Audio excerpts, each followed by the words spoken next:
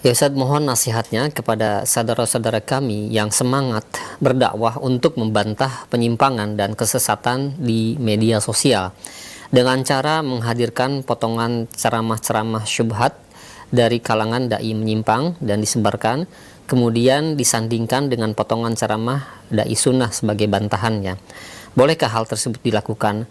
Lalu bagaimana cara terbaik untuk membantah mereka di mana ceramah-ceramah dai menyimpang tersebut tersebar di media sosial?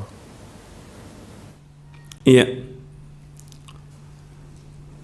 Alhamdulillah wassalatu wassalamu ala Rasulillah. Tentang masalah ini antum perhatikan ya. Untuk membantah rudud kepada ahlul bidah, ahlus syirik, ahlus zaig dan yang lainnya. Ini adalah tugasnya orang yang berilmu. Tugasnya orang berilmu, para ulama. Bukan tugas antum. Untuk rudud itu harus dia menguasai ilmu. Al-Quran wa sunnah ala fahmi salaf. Sekarang kalau udah media sosial, itu hatta setan juga jadi ustadz. Setan jadi ustadz. Namanya ustadz setan. Gitu. Karena kita nggak tahu siapa dia. Iya kan? Siapa orang itu? Kadang-kadang juga diambil potongan, diadu domba. Ini namanya kata Nabi apa? SAW. Namam. Namam, tukang ngadu domba. Kata Nabi SAW, la yadkhulul jannata namam, tidak akan masuk surga orang yang suka ngadu domba. Hadisnya sahih riwayat Bukhari dan Muslim. Nggak masuk surga.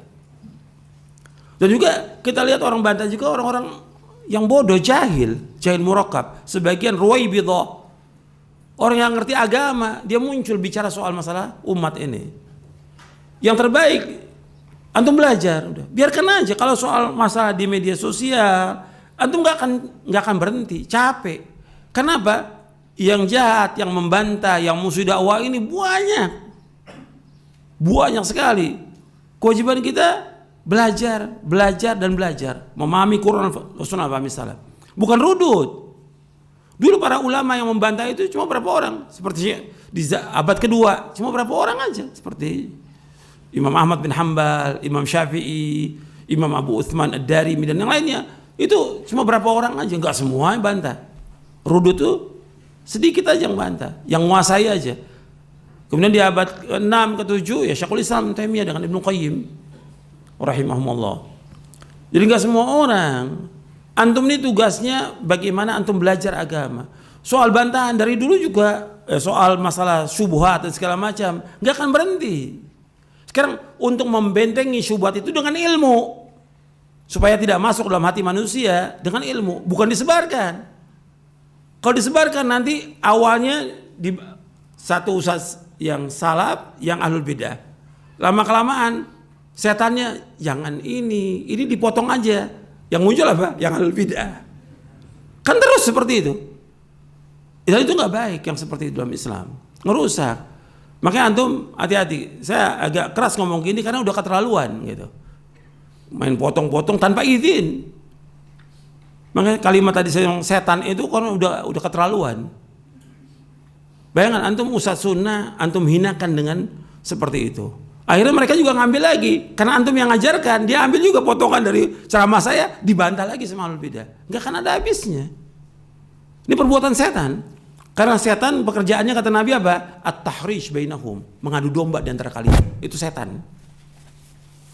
Yang mengatakan demikian Rasulullah SAW, at-tahrish bainahum. Jadi sekarang bagaimana? Biarkan aja. Kalau memang ada ustadz yang memang punya keahlian untuk membantah, dia boleh, tapi dia udah ahli. Kalau enggak usah.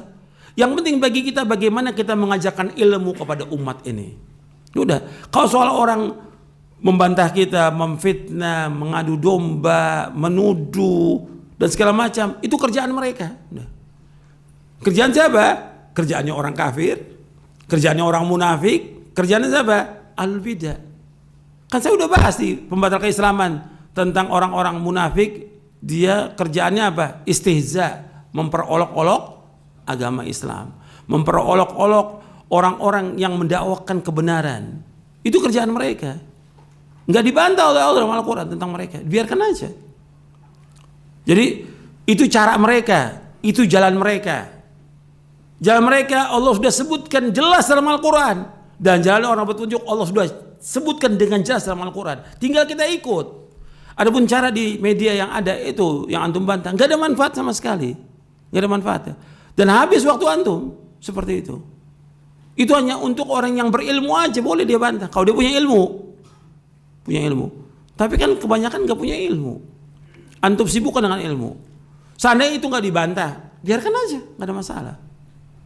Antum sibuk dengan membentengi murid antum dengan agama yang hak ini, Al-Quran wa Sunnah. Misal. Dan orang kalau udah seperti itu sibuk dengan membantah orang, dia lupa dengan dirinya. Lupa dengan dirinya. Akhirnya jadi orang yang ghaflah yang kita udah bahas tadi. Dia nggak baca Quran lagi.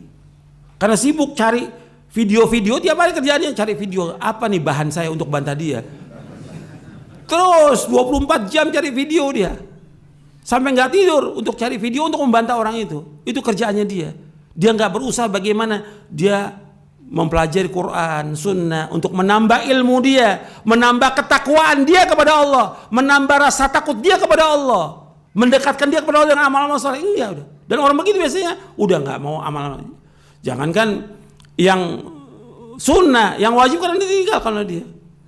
Kenapa? Setan menggoda. Antum telah berbuat yang masya Allah bagus nih, jihad membantah al-bidah. Terus akhirnya apa? Ditinggalkan yang wajib. Sampai dengar nih sholat berjamaah dia nggak datang. Sibuk depan komputer dia untuk membantah orang. Padahal nggak ada ilmunya. Haba manthura, nggak ada ilmu sama sekali. Debu yang berterbangan, nggak ada isinya sama sekali. Yang dicari video lagi untuk membantah itu. Dan terus seperti itu. Dia lupa kewajibannya dia kepada Allah. Dia lupa kewajiban kepada istrinya. Dia lupa kewajiban kepada orang tuanya. Kewajiban. Udah seperti itu aja kerjaannya. Nggak ada manfaat sama sekali. Sedangkan sudah saya bawa sampaikan pada pekan yang lalu, min husni islamil mar'i tarkuhu ma la ya'ni. Kebaikan Islam seorang meninggalkan apa yang tidak bermanfaat bagi dia. Tinggalkan yang bermanfaat. Bukan urusan antum. Masalah membantah itu bukan urusan antum, urusan orang berilmu. Kalau nggak ada yang bantah, insya Allah nanti Allah akan patahkan semuanya itu. Antum yakin selama antum belajar dan belajar, sampaikan kepada diri antum, istri antum, anak. Antum punya kewajiban kewajiban apa? Menjaga diri antum dan keluarga antum dari apa? Api neraka. Bukan kewajiban menjaga kaum muslimin antum. Ya ayyuhalladzina amanu qu anfusakum wa ahlikum nar. Allah juga menyebutkan, antum perhatikan ya. Allah menyuruh kita jaga diri kamu dan keluarga kamu dari neraka. Allah juga menyebutkan, ya ayyuhalladzina amanu alaikum anfusakum la yadurrukum man dhalla idza tadaitum. Wahai orang beriman, urus diri kamu, kata Allah. Perhatikan diri kamu.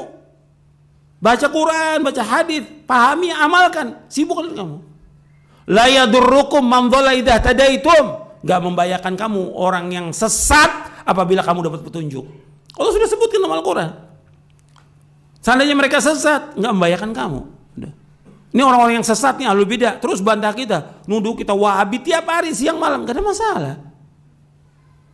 La yadurrukum man dhalla idza tadaitum. Enggak membahayakan kamu orang yang sesat apabila kamu dapat petunjuk. Meskipun dia caci maki kita tiap hari, enggak membahayakan kita sama sekali. Itu maksudnya tuh. Selama kita bertakwa dan selama kita sabar. Wa in tasbiru wa tattaqu la yadurrukum kaidum syai'a. Innallaha bima ya'maluna muhit. Dalam surah Ali Imran. Jika kalian sabar dan kalian bertakwa kepada Allah, enggak akan membahayakan itu. Makarnya mereka, rencananya mereka, tipu daya mereka, enggak akan membahayakan kalian. Dan Allah meliputi semua. Ilmunya Allah meliputi segala sesuatu. Dan tuan perhatikan itu masalah itu. Jangan disibukkan dengan rudud, sibukkan dengan ilmu. Saya ingatkan kepada talibul ilm dan kepada para ustadz, sibukkan dengan ilmu. Sibukkan dengan ilmu. Ilmu udah. Belajar ilmu, belajar. Apa di zaman sahabat nggak ada yang sesat? Ada nggak? Ada. Ketika setelah wafatnya Rasulullah, ketika para sahabat bertemu dengan tabi'in, ada nggak orang yang sesat? Ada. Tapi sahabat membantah, cukup sahabat aja, karena mereka berilmu. Allah sebutkan dalam Al-Quran, sahabat orang berilmu. Zaman tabi'in juga ada, cuma nggak semua orang. Berapa orang berilmu yang membantah? Zaman tabi'in, zaman a'imah. Enggak seperti sekarang semua orang ikut berbicara yang bukan berilmu. nggak boleh dalam Islam. Akhirnya lama-kelamaan seperti tadi saya sebutkan, sesat nantinya. Dan itu yang paling berbahaya, membinasakan dia nanti. Kau udah bisa ngebantah ahlul bid'ah, timbul apa di situ? Ujub. Termasuk yang membinasakan manusia apa? Ujub. Minal muhlikat. Membinasakan manusia. Binasa nanti dia. Dengan dia ujub dengan dirinya. Saya bisa bantah fulan, habis. Bagaimana dia bertakwa kepada Allah, bagaimana dia takut kepada Allah, itu yang harus dipupuk pada dirinya dengan belajar. Dan itu lama waktunya sampai dia wafat. Dan didik istri anaknya di atas Islam dan sunnah ala fahmi salaf. Dan bagaimana mereka bertakwa kepada Allah dan takut kepada Allah SWT. Mudah-mudahan yang saya sampaikan bermanfaat untuk saya dan untuk sekalian. Wassalamualaikum warahmatullahi wabarakatuh.